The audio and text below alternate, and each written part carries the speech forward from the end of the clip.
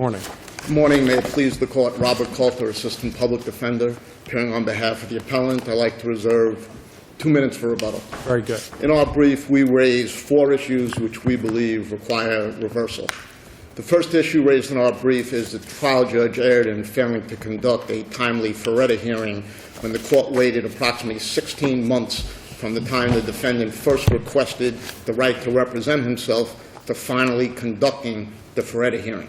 Mr. Coulter, do you agree that at some point in time the defendant withdrew his request for to represent himself? No. If the court looks at what happened, first of all, even assuming I did agree, it would be irrelevant because then it was another 14 months. Right. But in terms of whether he did agree to what happened is on March 10th, and I've submitted supplemental with all of these transcripts.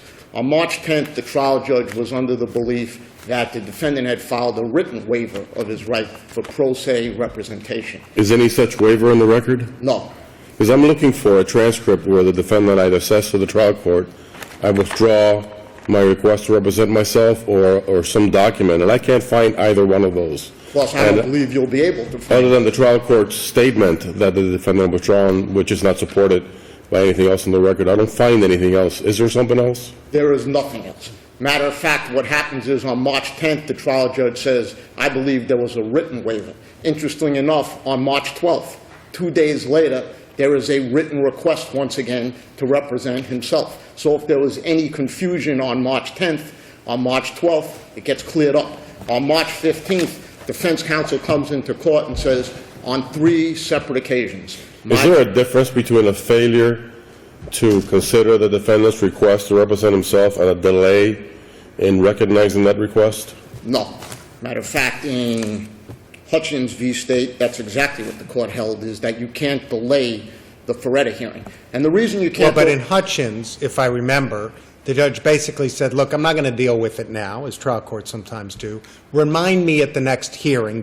The defendant failed to remind the court, never received his right to pro se representation, and on appeal, the court said, look, you can't put the burden back on the defendant. If he makes an unequivocal request, you either have to have the hearing now or you have to schedule for a date certain and have the hearing, right? Correct. But see, here's the difference between Hutchins and virtually every other case. In this case, eventually, the court did conduct what appears to conceitedly be an adequate Faretta and allowed the defendant his right to self-representation. Exactly. Can you find a case similar on its facts to what we have here? Well, what we have exactly on these facts, no. Where there's a delay followed by an adequate Faretta filed by an allowance of the defendant to represent himself. And the claim on appeal is really the delay in the Faretta. Not just the delay in the Faretta. What the Florida Supreme Court has held very clear is that you have the right to represent yourself at every critical stage of the proceeding. This case presents exactly, this case goes way further than just a new trial. Clearly under Tennis v. State, under Trailer v. State, the defendant on 16 times was asking to represent himself. So listen, it seems clear to me that there was an impermissible failure to afford the defendant his constitutional right to represent himself and a failure to properly and promptly conduct a Faretta inquiry. Now, let's get to the meat of the issue. Which is what the remedy is. Hold on. Right. Now, exactly. And so, eventually, the defendant represented himself at trial. Let's say, hypothetically, that we don't agree with you that this charge is appropriate. We reverse for a new trial in which the defendant again gets to represent himself to do it all over again? If he so chooses to represent, that's what the courts hold. What is more of course, unique in this case, he may go back and say, look, I want a lawyer this time, right? He may say, I want a lawyer this time. But let's look at really what happens in this case, is the fact that the defendant in this case did not want to take part in discovery. Defendant wanted a speedy trial.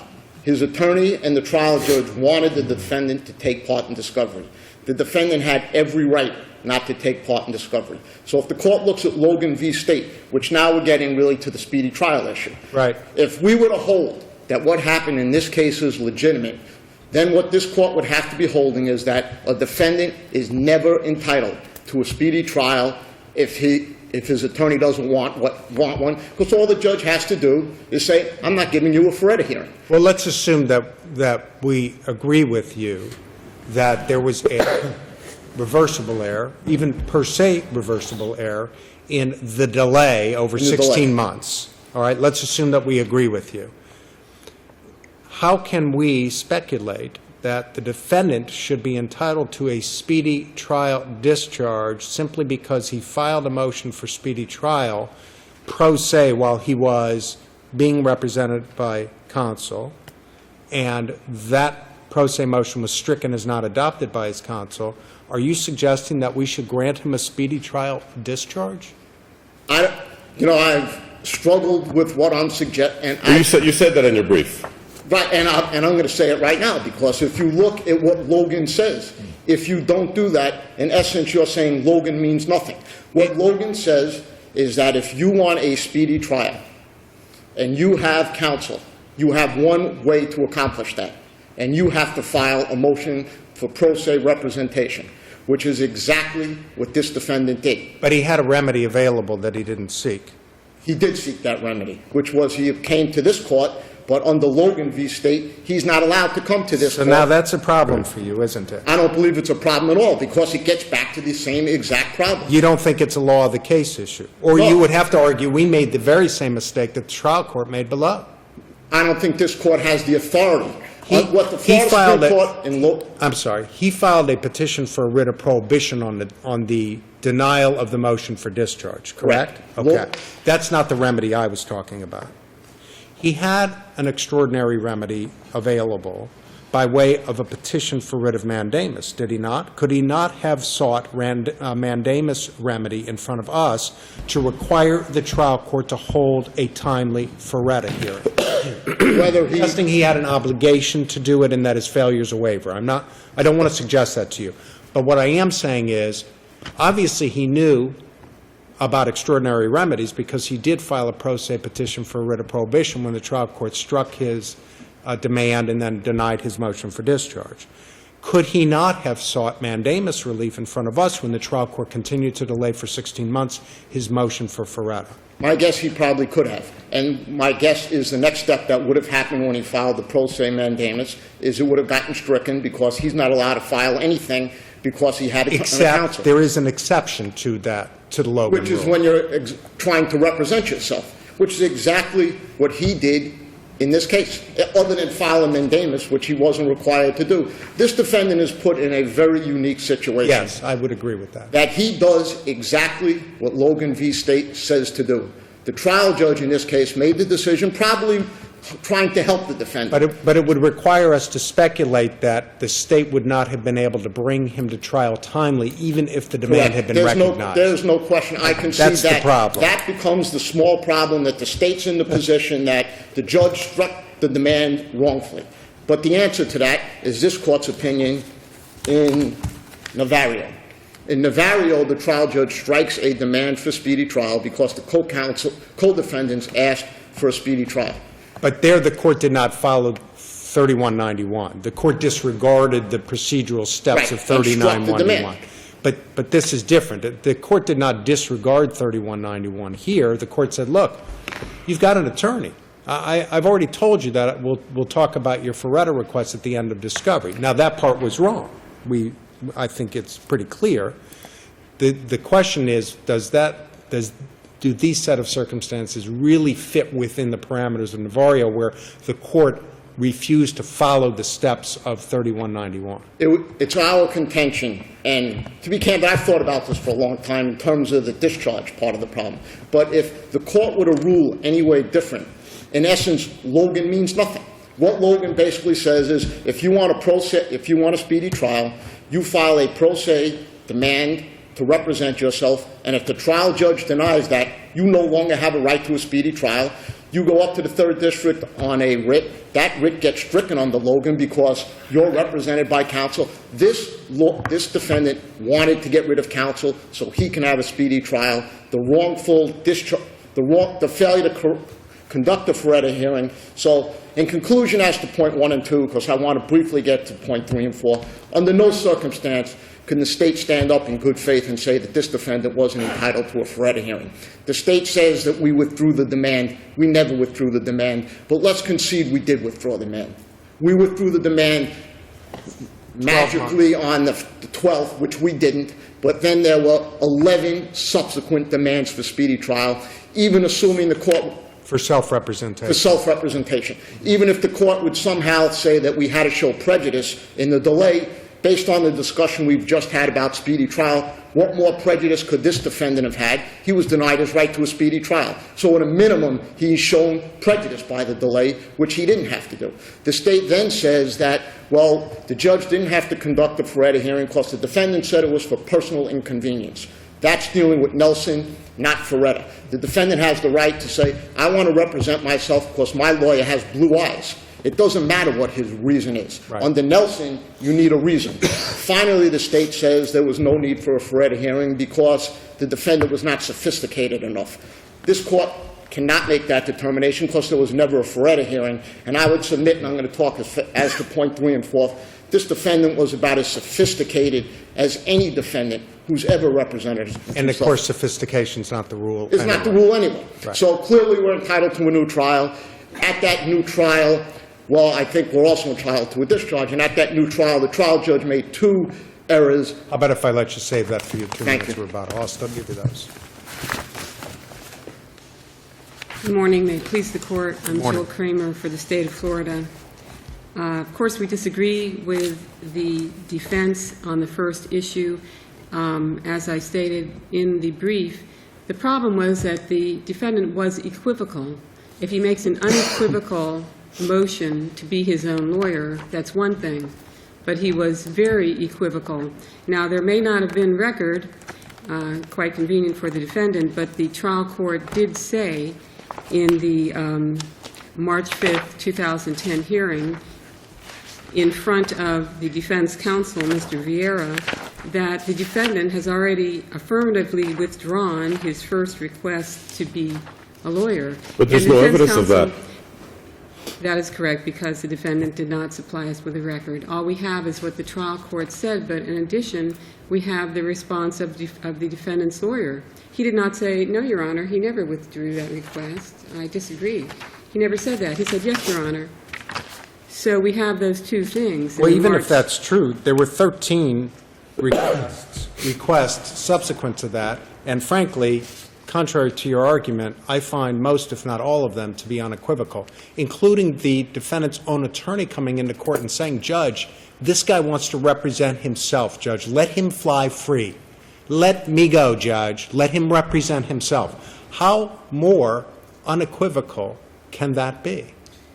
Your Honor, the fact is that at the June 16, 2010 hearing, the trial court said, okay, so why do you want to be your own lawyer? And the defendant said, Judge, I want to, it would avoid personal inconvenience. If I Okay. didn't have a lawyer, it would avoid personal inconvenience. And the trial court said that's not a good reason. Well, That's you not don't one of need the a reason. reasons. If the That's- defendant had said, I don't like the color of my counsel's shoes, I don't like the accent he has, I'd rather have a man than a woman, but frankly, Judge, I'd rather represent myself.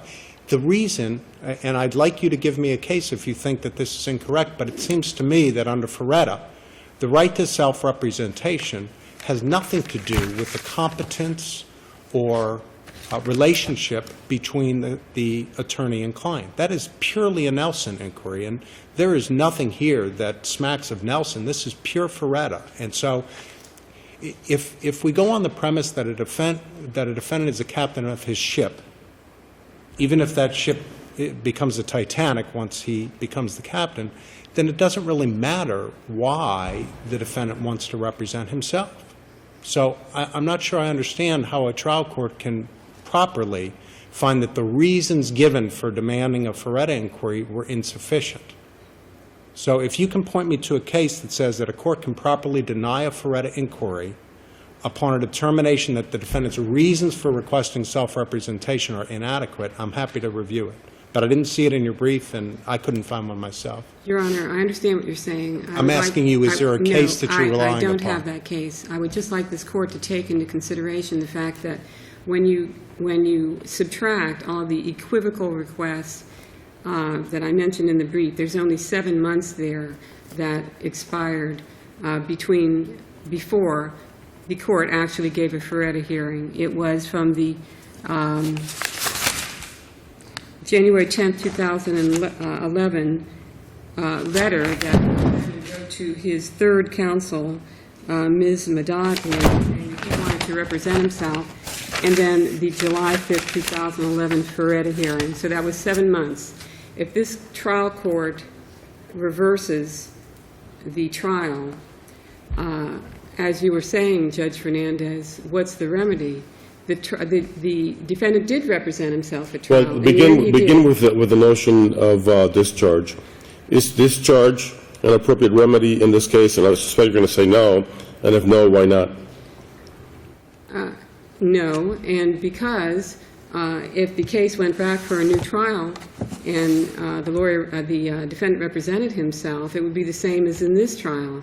Nothing would change. No, but Mr. Coulter is saying, look, he asked to represent himself. He filed a speedy demand. The court had a duty to conduct a Faretta inquiry, let him represent himself, recognize the speedy demand, and give him a speedy trial. So Mr. Coulter says, judges of the third district, you must discharge. Why is he wrong about that? I think you have to look back at the dates for these requests, all of which I said were equivocal, except for the last 7 months, and then match those up to his request for speedy trial and make that determination. I did not do that. If the court would request that I do that, I certainly could do that and follow. All right, let's say that we decide that discharge is not appropriate. Then what is the remedy? If discharge is not appropriate, then that's the sticking point right there. Why send it back for a new trial? Because the defendant wanted to be his own lawyer when he was his own lawyer. But except this time he may want a lawyer. I'm sorry? Except this time he may want a lawyer. I don't think so, Your Honor. But there is no... I'm not sure, Your Honor. We don't know the answer to that. We could ask him. But there is no concept or case law on harmlessness of the failure or the delay to extend a Faretta. Right. Unlike the other issues where I discussed all of the It seems to be per se reversible. I mean, there's no other way to say it, is there? The only question, as Judge Fernandez was saying, that you have to look at that.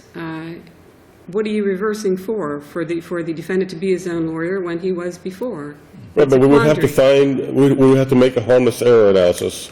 And as Judge Salter said, I know I can't find anything that suggests that on a Faretta issue you can do a harmless error analysis, and I don't think any of my colleagues have found anything either.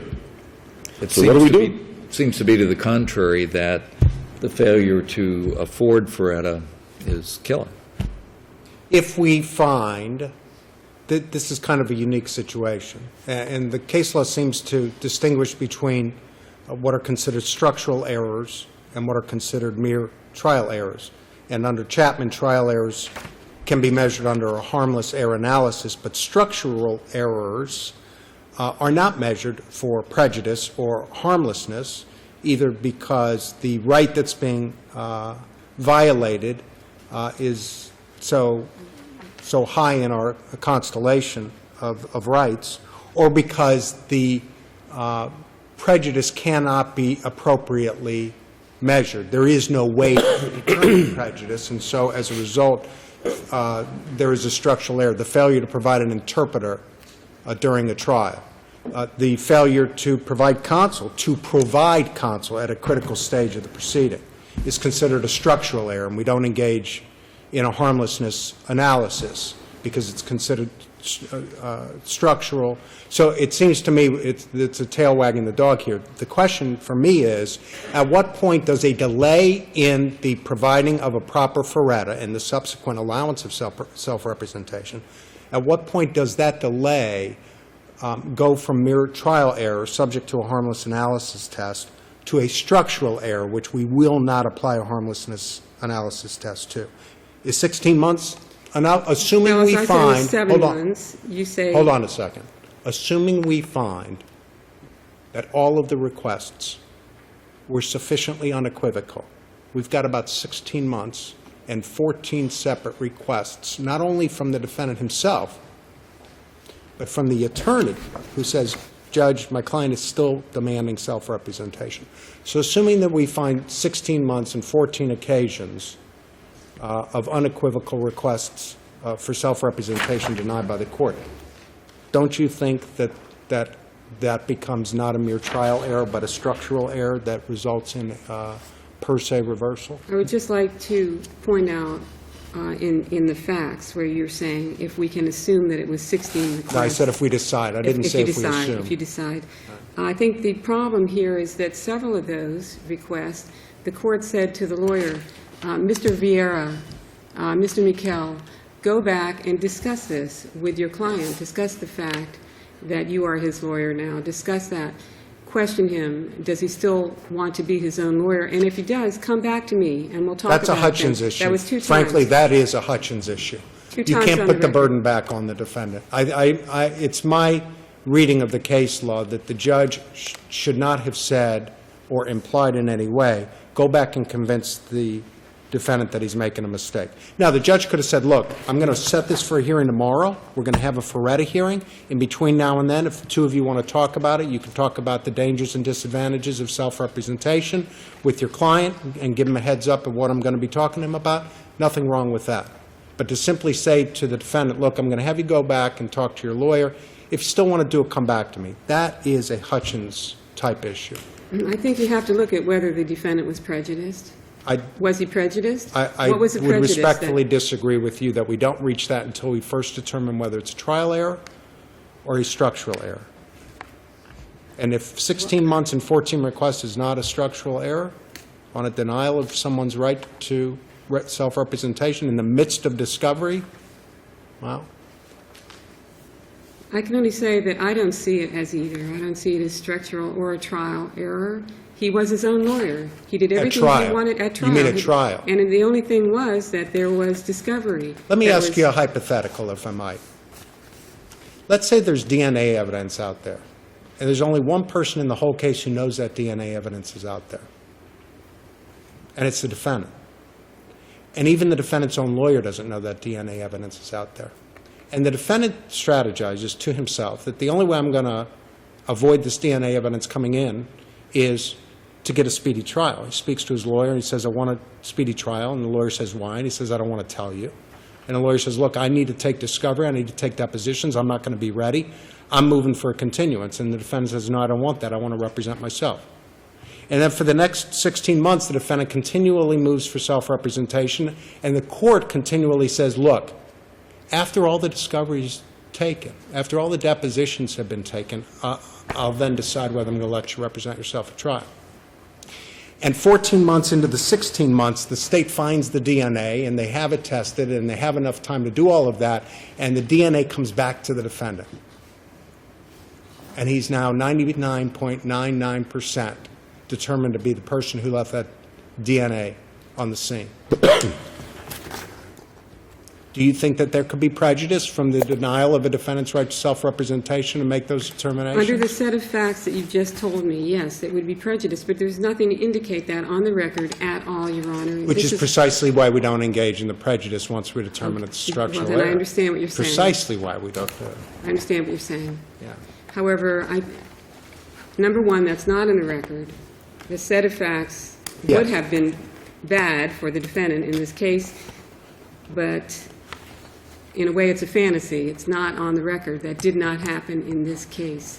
He was his own lawyer. He represented himself. He called witnesses, He several was witnesses. his own lawyer at trial. At trial. Right. At trial. And Which is what he wanted. And reciprocal discovery obligations were imposed upon him as a result of his attorney requesting discovery, correct?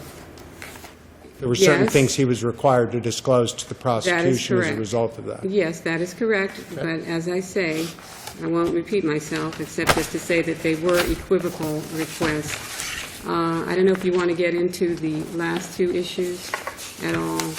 The trial court did not err, this is the third issue, by allowing the state to read an out-of-court statement to Ms. Anderson, the defendant's girlfriend. The state requested that she be declared a hostile witness. The trial court allowed it, and the state, under 90.608, provided the statement to the defendant, and she said that she did remember it now. There was no objection whatsoever by the defendant to any of this procedure, and therefore, this was not preserved for appeal. How about if I let you rest on your brief on the final issue? Thank that's you, Your been Honor. raised? Rest on my brief. Thank you. Thank you.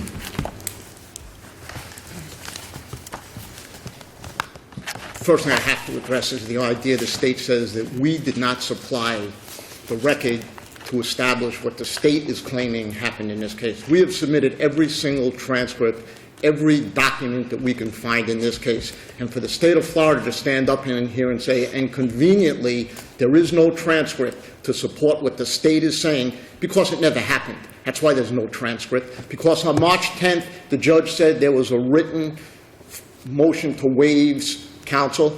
Assuming that happened, on March 12th, there was a written motion for counsel to clarify any mistake the trial judge may have had. The state then comes along and magically creates this 10-month period, that it was only 10 months, assuming the state is correct. May 21st, 2 months after the March 15th hearing, surprisingly, a written motion requesting pro se representation. So where the state starts into January, 2 months later. So we'll take it from 16 months, we'll move it down to 14 months. When Judge Fernandez asked the state why shouldn't it be a discharge, the state said, well, we never looked into the dates to see where the dates applied.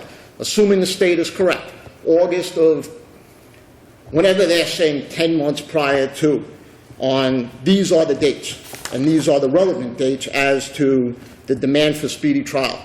January 31st. Well, hold on. We would have to find that the demand for speedy that was stricken continued to run, and that the state was bound by a stricken timeline in order to discharge. Because then, on January 31st, 2011, there's a new demand. Was it stricken? Once again, wrongfully stricken. But my point is, in order for us to find that discharge is the appropriate remedy, we would be binding the state to a timeline that didn't exist. Correctly or incorrectly, that motion was stricken by the court. It's not so much that the court struck the motion as it is that the court failed to conduct a Faretta before striking the motion, right? Correct. So I would submit that if that's the case, Logan v. State no longer has any teeth. There is nothing a criminal defense. Logan, the Florida Supreme Court tells the defendant what he has to do in order to get a speedy trial. Right, but we would have to assume that at a Faretta, if the court had conducted a proper Faretta inquiry, the court would have found that the defendant was competent to represent himself, then recognize the speedy demand, and then proceed accordingly. Correct. But we'd have to assume that. But my point Because is, there's no basis for us to make that assumption, is there? And we would then have to assume that the state would not be able to bring the defendant to trial within the speedy trial limits. and all I would say in response to that would be, considering what we know the Florida Supreme Court in Logan said, in Logan, the Florida Supreme Court told the defendant what to do. Right. The defendant, if you want a right to a speedy trial, demand the right to self-representation. Now we're telling the defendant, but guess what? If the judge doesn't give you the right to self-representation, then you don't have the right to speedy trial, because then you're going to be stuck with Mr. Coulter standing in front of the 3rd District Court of Appeals saying, well, how do we know what would have happened? The Florida Supreme Court told us. The next time, the defendant will know that Judge Emas said to Mr. Coulter, File a writ of mandamus.